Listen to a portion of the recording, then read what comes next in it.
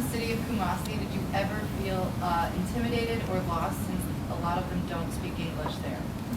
I know it was a lot different from Accra. They speak a lot of English in Accra. A lot of times when I went, I either went with Guy or Cecile. There's a Swiss girl there with me most of the time. So that was a comfort thing. I think maybe the 5th week I went by myself a few times, like in the market. But there are people that speak a little bit of English. A lot of the vendors, I think they're used to some people coming around. But I had a little tree that I would speak to them with. It was intimidating at first just because they would, I mean, you're white, you stand out. So they would just like grab onto you or say, here, come buy this. Or one time we were there at the bus station and Cecile was with me and a guy grabbed onto her arm and said, marry me, but he was speaking in Tree. He said, like, Wodindison, what is your name? Marry me, marry me. And he would not let her arm go. And it was a really scary moment. I was glad that we were both there at the same time. But that was the only time that we really ran into anything. Otherwise, they're so friendly. And it really isn't too scary. Actually, okay. I would run. I told you I would run that 6-mile loop. The first time I did it by myself, I know I did it by myself, but really I felt safer running there than I do here sometimes. But there was the fishermen are walking out there at like 5:30 in the morning with their machetes, and I came upon one of them and I saw him and I was like, oh my goodness, should I turn around? This is kind of sketchy. Like if I was at home, I would definitely run the other way. But I ended up just running on the other side, and he's just walking along, didn't see me until I passed him, and when I passed him, he turned and just had the biggest smile on his face and said, good morning! And so I said, oh, it's not scary running anymore. So I really felt quite safe. Yeah.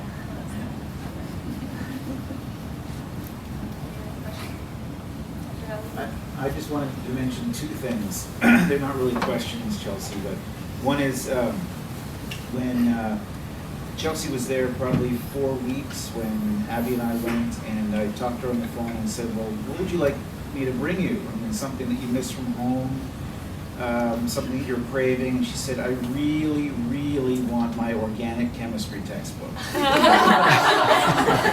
And so, of course, I lugged around an organic chemistry textbook. But it was absolutely true. I mean, and I'm going to embarrass you, but your dad's videotaping this, so it doesn't matter. You really worked hard. I mean, this is an internship for a reason. An internship is a work experience, and this was a lot of work, a lot of hours, intellectually very challenging, because she is not kidding when she said the physician was challenging her, and the physician's wife, who's the administrator, even intimidated me. And this is my field, but really a lot of good work. And I think one of the things that made it so successful for you is that I'm not sure if you had any expectations of Ghana or Africa before you went, and that really helped. So you were open to everything, and I think that's at least a message that I would give to anyone who's interested in pursuing something like this, being very open, but also being very willing to work hard and long hours, because it is an internship, it's not necessarily a vacation. I would say the same thing. That was something that just let me slide in and just really enjoy my time there and get a lot out of it. Is that I had proposed a project, but knew that, Africa's Africa, they're going to have it how they have it. And then it wasn't at all what I expected. And you just kind of have to be flexible, like Jordan said, and just go with it. Learn as much as you can. Just eat up what they give you. So. Okay. Just piggybacking on what Dr. Valadares said, I think as with what Jordan was saying about, impacting his desire to help people and to make change in the world, I want to also applaud you and Jordan for being the type of representative of the university, for making those inroads into a situation where, you know, now we have this wonderful opportunity for other people, for anybody else in here. And I think, had you not been the type of person you are and gone with the attitude that you went, you know, that might not have happened. So thank you for doing that. Thank you for being such a good ambassador and, you know, making that happen for us, for future students. It's a great opportunity. Thank you for giving me the opportunity. We don't have to go too overboard with that. Let's not go too overboard. I didn't get a building named after this. I know I'm your mom, and I know what's in the bag, but can you show everybody what's in your bag? This was actually the purse they gave me on my last day when they had the little party for me. They gave me a dress and a purse.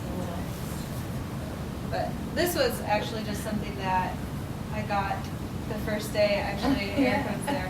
Dr. Roshan helped me barter this. It's just kind of a cool African artwork type thing. And it's actually hand woven, and I got to weave on the weaving machine that they made it on. So, African culture.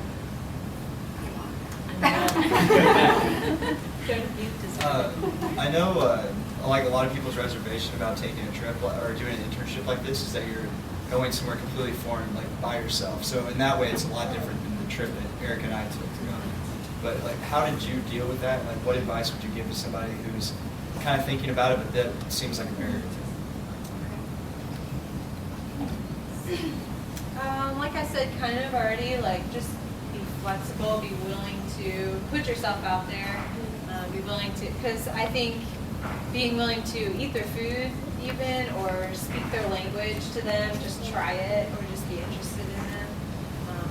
Because I mean, you wouldn't go if you weren't interested in the culture or the trip. So I would say just be open to really anything, because they would just light up when I would try their banku, eat it with my fingers, or try to say mama wachi in their language, stuff like that. So that's what I would say is just the biggest thing. Just really be there for them. Don't be there for you, I guess. Does that answer your question? Guys, we've got one more presentation to get in before the evening's over, so I want to, we can all thank Chelsea for